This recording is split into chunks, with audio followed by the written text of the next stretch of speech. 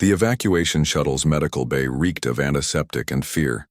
Anna pressed her palms against the cold metal bulkhead as the ship shuddered through another hyperspace jump, her enhanced hearing picking up every whispered conversation among the medical staff. None of them were about her.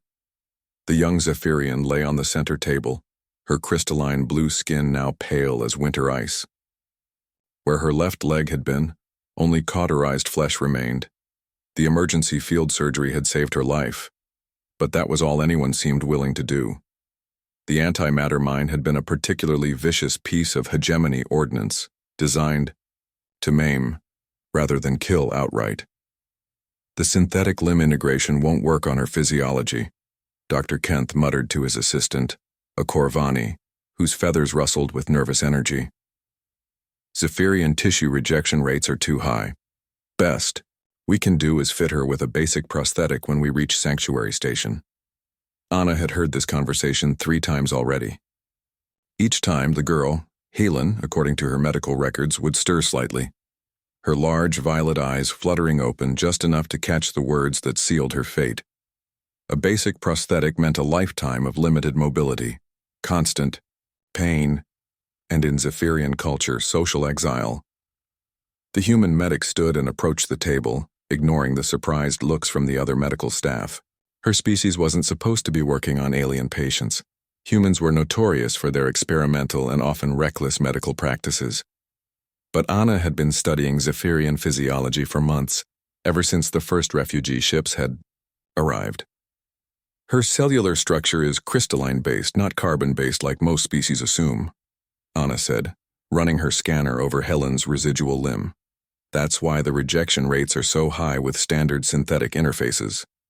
Doctor, Kent frowned. Human, you're not authorized to. The rejection happens because everyone tries to integrate at the cellular level, Anna continued, her voice steady despite the growing attention from the medical bay staff. But Zephyrian tissue responds to resonant frequencies. Their entire nervous system operates on harmonic vibrations, not electrical impulses. Helen's eyes opened fully now, focusing on Anna with a mixture of hope and wariness. In the galactic medical community, humans were considered barely above witch doctors. Their tendency to try impossible procedures and somehow make them work was viewed with suspicion rather than respect. What are you suggesting? Dr. Kent asked, though his tone suggested he already disapproved of whatever answer was coming. Anna pulled up a holographic display of her design modifications. We create a harmonic interface instead of a neural one. The synthetic leg sends vibrations through a crystalline buffer that matches her natural frequency signature. No tissue. Integration required. The prosthetic becomes an extension of her body's existing resonance field. The Corvani assistant's feathers flattened completely. That's never been attempted. The complexity alone. Humans attempt complex things all the time, Anna replied, already pulling components from her personal medical kit. Sometimes that's exactly what's needed. For the next 6 hours, Anna worked while the rest of the medical staff watched in fascination and horror. She'd had to fabricate custom harmonic oscillators using spare parts from the ship's communication array, synthesize a crystal matrix that could interface with Zephyrian biology, and program software that could translate movement intentions into harmonic patterns.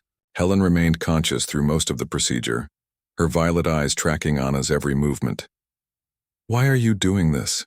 she whispered in accented standard during a particularly delicate calibration phase. Anna paused, meeting the young alien's gaze. "Because someone should.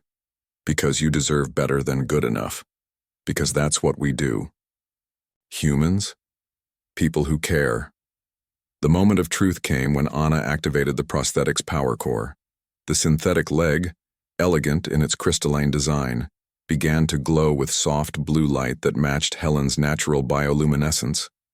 The harmonic interface hummed quietly, a sound like distant wind chimes. Helen's eyes widened as sensation returned to her missing limb. She flexed her toes, synthetic toes that responded as if they were her own flesh.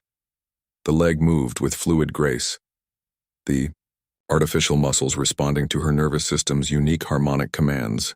Impossible, breathed Dr. Kempf. Helen sat up on the medical table, then slowly stood. Her new leg supported her weight perfectly, the gait pattern natural and pain-free. She took a tentative step, then another, and soon she was walking normally across the medical bay. "How did you know it would work?"